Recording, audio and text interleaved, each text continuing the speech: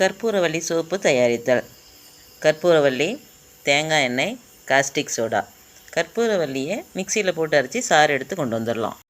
இங்கே பாருங்கள், கற்பூரவள்ளியை நான் நல்லா மிக்சியில் போட்டு அரைச்சி கொண்டு வந்திருக்கிறேன். இதை இப்போ நம்ம எண்ணெயில் ஊற்றலாம்.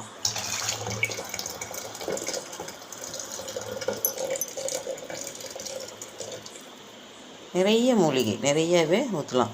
இதை நல்லா ஒரு 15 மினிட்ஸ் கலக்கணும். நல்லா கலக்குறீங்களா? இப்போ எண்ணெயும் நம்ம ஊற்றின கற்பூரவள்ளி சாரும் நல்லா மிக்ஸ் ஆயிடுச்சு.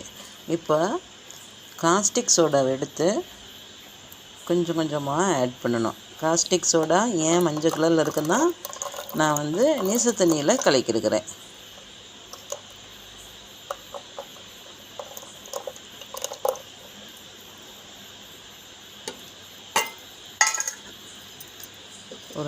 ஒரு 15 மினிட்ஸ் 20 மினிட்ஸ் வரைக்கும் 15-20 நிமிஷமோ நல்லா கலக்குங்க. கலக்கிட்டு ட்ரேவில் ஊற்றிட்டு கட் பண்ணிக்கலாம்.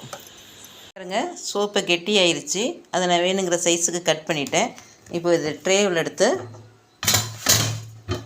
போட்டுடலாம். கற்பூரவள்ளி சோப்பு ரெடி.